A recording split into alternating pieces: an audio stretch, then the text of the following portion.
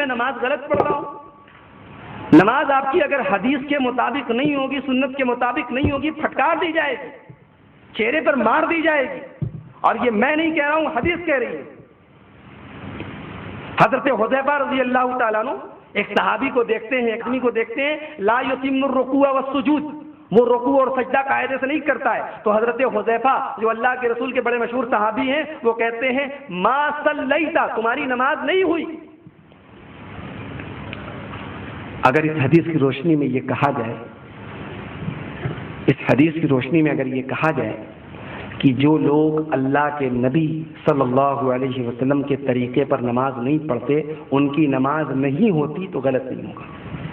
ہو سکتا ہے برا لگے یہ ہو سکتا ہے، لیکن صحیح بخاری کی حدیث ہے، یہ کتاب الاذان کی حدیث نمبر 791. ایک صحابی دوسرے آدمی کو جو رکوع اور سجدہ قاعدے سے نہیں کر رہا ہے، اس سے یہ کہہ رہے ہیں کہ ما صلیتا، تمہاری نماز نہیں ہوئی، تم نے نماز نہیں پڑھی. کیوں؟ وَلَوْ مُتَّ عَلَى غَيْرِ الْفِطْرَةِ الَّتِي فَطَرَ اللَّهُ عَلَيْهَا مُحَمَّدًا صلی اللہ علیہ وسلم. اور اگر یہی نماز پڑھتے پڑھتے تمہاری موت ہو گئی، اللہ کے نبی کی نماز نہیں، باپ دادا والی نماز، اپنے مسلک والی نماز، اپنے گھر والی نماز، اگر یہی نماز پڑھتے پڑھتے تمہاری موت ہو گئی، تو یاد رکھو متا، تم ایسی موت مرو گے جو محمد رسول اللہ کے دین پر نہیں ہوگی، وہ کسی اور دین پر ہوگی، اس فطرت پر وہ موت نہیں ہوگی. اللہ رب العالمین ہمیں ایسی موت سے بچائے. میرے بھائی اور دوستوں، رکوع کا جو طریقہ میں نے بتایا، میں آپ حضرات سے گزارش کروں گا کہ آپ حضرات، اس میں کوئی مسلک کی بات نہیں، میں آپ سب سے کہوں گا کہ اپنا رکوع صحیح کر لو میرے بھائیو، اپنا سجدہ صحیح کر لو، اپنی نماز صحیح کر لو. تو رکوع کے اندر سبحان ربی العظیم پڑھیں، بہتر یہ ہے کہ 3 بار پڑھیں. حدیث میں آتا ہے سبحان ربی العظیم 3 مرات، یعنی اللہ کے نبی صلی اللہ علیہ وسلم نماز میں رکوع میں سبحان ربی العظیم 3 بار پڑھتے، اور سجدے میں سبحان ربی الاعلیٰ 3 بار پڑھتے. تو 3 بار آپ سبحان ربی العظیم پڑھیے. اس کے علاوہ بھی رکوع کی بہت ساری دعائیں ہیں. ابھی ہمارے عزیز بھائی خورشید محمدی صاحب نے ایک کتاب کا نام لیا تھا حصن المسلم، دعا کی کتاب ہے، پاکٹ سائز میں آتی ہے، بہت اچھی کتاب ہے، مستند کتاب ہے، حوالوں کے ساتھ ہے. اس کتاب کو آپ خرید لیں، ہندی میں بھی آتی ہے، اردو میں بھی آتی ہے، انگلش میں بھی آتی ہے. اس کتاب میں آپ کو رکوع اور سجدے کی بہت ساری دعائیں ملیں گی. ایک دعا تو یہ ہوگی سبحان ربی العظیم، اور میں 2 دعائیں آپ کو اور بتا دے رہا ہوں ایسے ہی حوالے کے طور پر. صحیح بخاری کتاب الاذان حدیث نمبر 794، حدیث نمبر 817، حضرت عائشہ فرماتی ہیں کہ اللہ کے نبی جناب محمد رسول اللہ صلی اللہ علیہ وسلم اپنے رکوع میں اور اپنے سجدے میں اکثر یہ دعا پڑھتے تھے. کون سی؟ سبحانک اللہم ربنا وبحمدک اللہم اغفر لی. سبحانک اللہم ربنا وبحمدک اللہم اغفر لی. یہ دعا رکوع میں اور سجدے میں اللہ کے رسول صلی اللہ علیہ وسلم اکثر پڑھتے تھے. تو عادت بنائیے، کبھی یہ دعا پڑھ لیجیے، کبھی وہ دعا پڑھ لیجیے. اللہ کے نبی سے جو دعائیں ثابت ہیں سب پڑھیے، سب پر عمل کیجیے. ہمارا یہ اصول ہے کہ حدیثوں سے جو بات ثابت ہے، اگر 2 طرح سے ثابت ہے، دونوں طریقے پر عمل کرو، لیکن ثابت تو ہو. ایک طریقہ غلط ہے اور آپ کہہ رہے ہیں یہ بھی ثابت ہے، تو اسے ہم غلط مانتے ہیں، یہ صحیح نہیں ہے. رکوع کی دعائیں سبحان ربی العظیم بھی ثابت ہے، یہ دعا بھی ثابت ہے، اور ایک اور دعا بھی ہے سبوح قدوس رب الملائکۃ والروح، جس کو امام مسلم اپنی صحیح مسلم حدیث نمبر 487 میں لائے ہیں. یہ دعا بھی آپ پڑھیے. تو یہ ساری دعائیں آپ رکوع میں پڑھیے. رکوع سے اٹھنے کے بعد ہاں ایک خاص بات اور میں آپ کو بتاتا ہوں، رکوع میں آپ قرآن نہیں پڑھ سکتے. رکوع میں آپ قرآن، رکوع ہی میں نہیں سجدے میں بھی آپ قرآن نہیں پڑھ سکتے، منع کیا گیا ہے. قرآن کی تلاوت آپ کو قیام کی حالت میں کرنی ہے، رکوع اور سجدے کی حالت میں دعا کرنی ہے، قرآن نہیں پڑھنا ہے. دلیل کیا ہے؟ اللہ کے نبی جناب محمد رسول اللہ صلی اللہ علیہ وسلم فرماتے ہیں، یہ حدیث آپ کو صحیح مسلم کے اندر ملے گی کتاب الصلاۃ میں، حدیث نمبر 479. اللہ کے نبی فرماتے ہیں کہ انی نہیت ان اقرا القرآن راکعا او ساجدا، مجھے منع کیا گیا ہے کہ میں رکوع میں یا سجدے میں قرآن پڑھوں. رکوع اور سجدے میں قرآن پڑھنے سے اللہ کے نبی کہہ رہے ہیں کہ مجھے اللہ تعالیٰ نے منع کیا ہے. وَأَمَّا الرُّكُوعُ فَعَظِّمُوا فِيهِ الرَّبَّ عَزَّ وَجَلَّ، رکوع کے اندر اپنے رب کی بڑائی بیان کرو. وَأَمَّا السُّجُودُ فَاجْتَهِدُوا فِي الدُّعَاء، اور جہاں تک سجدے کا سوال ہے تو سجدے میں خوب دعا کرو. سجدے میں خوب دعا کرو. فَقَمِنُوا أَن يُسْتَجَابَ لَكُمْ, کیونکہ سجدے کی دعا زیادہ قبول ہوتی ہے. سجدے کی دعا زیادہ قبول ہوتی ہے. نماز چاہے فرض ہو چاہے نفل ہو, چاہے آپ کوئی بھی نماز پڑھ رہے ہو, سجدے کے عالم میں جو دعا مانگی جاتی ہے وہ دعا اللہ رب العالمین زیادہ قبول کرتا ہے. لیکن یہ یاد رہے کہ آپ نماز میں سجدے میں جو دعا پڑھیں گے عربی میں پڑھیں گے. آپ اپنی زبان میں کوئی دعا نہیں پڑھ سکتے. نماز میں آپ اپنی زبان میں کوئی کام نہیں کر سکتے. تو سجدے میں جو اللہ کے نبی صلی اللہ علیہ وسلم سے جو دعائیں ثابت ہیں, کوئی بھی دعا آپ پڑھیں, سجدے میں زیادہ سے زیادہ دعا کریں. سجدے میں بندہ اپنے رب سے بہت قریب ہوتا ہے اور سجدے میں دعائیں قبول ہوتی ہیں. تو بہرحال رکوع سے جب آپ سر اٹھائیں, سیدھے کھڑے ہو جائیں, اپنے ہاتھوں کو کندھے تک یا کانوں تک اٹھائیں. شروع میں بیان کر چکا ہوں, رفع الیدین کریں. اور اٹھ کر رکوع سے اٹھ کر امام, مقتدی, اکیلا, منفرد, سارے لوگوں کو سمیع اللہ لمن حمیدہ, سمیع اللہ لمن حمیدہ, اللہ نے اس کی سن لی جس نے اللہ کی تعریف کی, یہ دعا آپ کو پڑھنی چاہیے. اور حضرت ابو ہریرہ رضی اللہ تعالیٰ عنہ کہتے ہیں کہ اللہ کے نبی صلی اللہ علیہ وسلم جب سمیع اللہ لمن حمیدہ کہتے تھے تو اللہم ربنا ولک الحمد بھی کہتے تھے.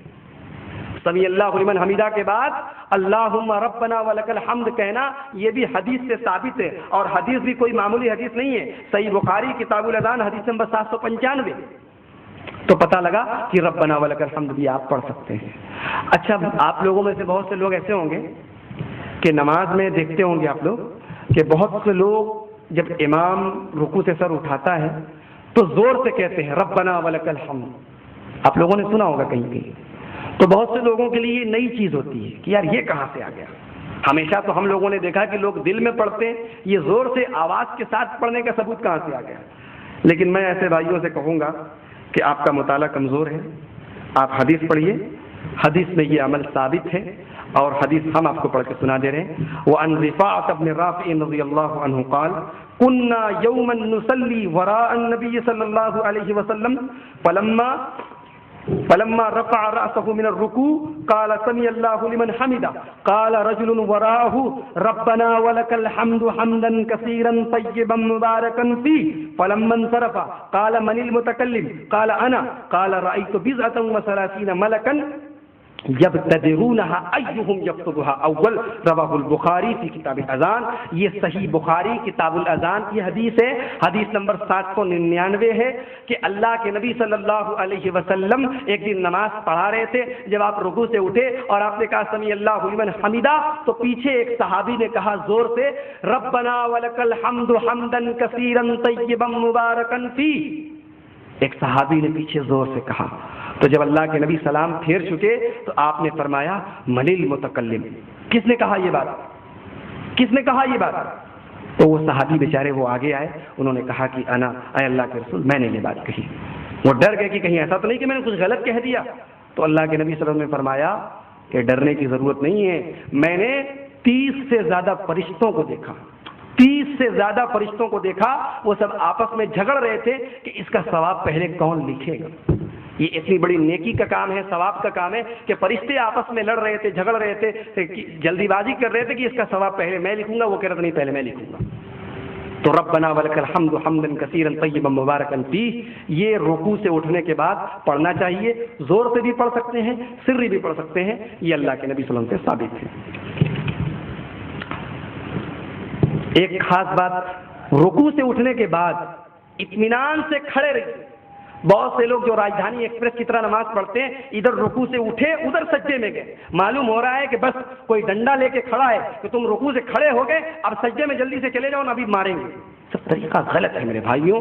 رکوع سے کھڑے ہونے کے بعد اطمینان سے کھڑے رہنا یہ ضروری ہے. اور حدیث سے دلیل سنیں.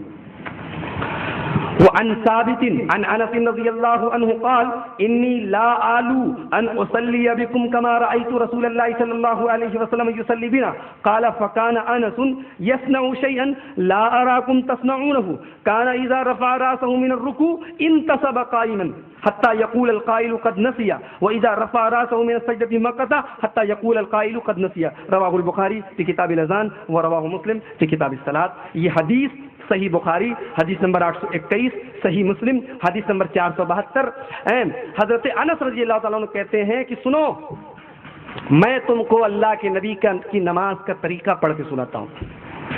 حضرت انس صحابہ سے کہتے ہیں کہ اے صحابہ، میں تم کو اللہ کے نبی کی نماز کا طریقہ پڑھ کے دکھاتا ہوں۔ اس کے بعد صحابہ کہتے ہیں کہ حضرت انس نے ایک ایسا کام کیا جو ہمیں معلوم نہیں تھا، ایک نئی جانکاری ہمیں ہوئی۔ کیا کیا؟ حضرت انس جب رکوع سے سر اٹھاتے انتصب قائما تو کھڑے ہو جاتے اور اتنی دیر تک کھڑے رہتے حتی یقول القائل قد نسیا، اتنی دیر تک کھڑے رہتے کہ کہنے والا کہہ دیتا یار بھول گئے کیا سجدے میں جانا۔ حضرت انس رضی اللہ تعالیٰ عنہ جب رکوع سے اٹھتے تو اتنی دیر تک کھڑے رہتے کہ کوئی بہت سے لوگ جو ہے شک میں پڑ جاتے کہیں بھول تو نہیں گئے سجدے میں جانا۔ وَإِذَا رَفَعَ مِنَ السَّجْدَةِ، اور جب سجدے سے سر اٹھاتے مکثا تو اتنی دیر تک بیٹھے رہتے حتی یقول القائل قد نسیا، کہ کوئی کہنے والا کہہ دیتا کہیں بھول تو نہیں گئے دوسرا سجدہ کرنا۔ تو پتہ لگا کہ رکوع سے اٹھنے کے بعد دیر تک کھڑے رہنا، اطمینان سے کھڑے رہنا، یہ نبی کی سنت ہے، اور حضرت انس رضی اللہ تعالیٰ عنہ نے اسے صحابہ کے سامنے بیان کیا۔ تو میرے بھائیوں، میرے دوستوں، جو لوگ اتنی اسپیڈ سے نماز پڑھتے ہیں اور رکوع سے اٹھنے کے بعد فوراً سجدے میں چلے جاتے ہیں، وہ اپنی نماز کی اصلاح کرے، وہ بہت غلط کام کر رہے ہیں۔ سجدے میں آپ جائیں گے، تصویر نمبر 9 دیکھیے۔ تصویر نمبر 9 میں آپ پوائنٹ نوٹ کیجئے کہ جانے والا پہلے اپنا ہاتھ رکھے ہوئے، اس کا گھٹنا ابھی زمین سے ٹچ نہیں کر رہا ہے، پہلے ہاتھ رکھے ہوئے ہیں، یعنی سجدے میں جاتے ہوئے پہلے ہاتھ رہنا چاہیے، بعد میں گھٹنا رہنا چاہیے۔ یعنی آپ جب سجدے میں جائیں تو پہلے اپنا ہاتھ رکھیں اور پھر اپنے پیر کا گھٹنا رکھیں۔ اس کی دلیل کیا ہے؟ اس کی دلیل یہ ہے کہ اللہ کے نبی صلی اللہ علیہ وسلم نے ارشاد فرمایا اذا سجد احدکم فلا یبرک کما یبرک البعیر ولیدع یدیہ قبل رکبتیہ، رواہ ابو داؤد۔ اس حدیث کو امام ابو داؤد نے حدیث نمبر 840، امام نسائی نے حدیث نمبر 1091، سنن ترمذی حدیث نمبر 269، مسند احمد جلد نمبر 2 صفحہ نمبر 381، یعنی حدیث کی 4 کتابوں میں یہ حدیث آئی ہے کہ اللہ کے نبی صلی اللہ علیہ وسلم نے فرمایا کہ جب سجدے میں جانے لگو تو اونٹ کی طرح مت بیٹھو۔ اونٹ جب بیٹھتا ہے تو پہلے گھٹنے رکھتا ہے، سجدے میں جانے لگو تو اونٹ کی طرح مت بیٹھو، وَلْيَضَعْ يَدَيْهِ قَبْلَ رُكْبَتَيْهِ، اور اپنا ہاتھ پہلے رکھو، گھٹنے بعد میں رکھو۔ تو یہ جو آپ پکچر نمبر 9 دیکھ رہے ہیں، یہی طریقہ سجدے میں جاتے ہوئے یہی زیادہ صحیح ہے۔ اب اس کے بعد آپ سجدے میں ہیں، سجدے میں تصویر نمبر 10 اور 11 دیکھیں۔ تصویر نمبر 10 میں آپ دیکھیں کہ سجدہ کرنے والے کی ناک، ماتھا، دونوں ہاتھ، دونوں گھٹنے اور پیر کی دونوں ہتھیلیاں، یعنی کل 7 بدن کے 7 پارٹ ایسے ہیں جو زمین سے ٹچ کر رہے ہیں، اور اس کی کہنیاں جو ہیں وہ زمین پہ بچھی نہیں ہیں بلکہ اٹھی ہوئی ہیں۔ یہ سجدے کا صحیح طریقہ ہے۔ اور تصویر نمبر 11 میں آپ یہ دیکھ سکتے ہیں کہ پیر جو ہیں، پیروں کی ہتھیلیاں آپس میں جڑی ہوئی ہیں، لگی ہوئی ہیں، یعنی سجدے میں پیر کی دونوں ہتھیلیوں کو ملانا یہ بھی سنت سے ثابت ہے۔ اب یہ ساری چیزیں آپ حدیث کی روشنی میں دیکھیں۔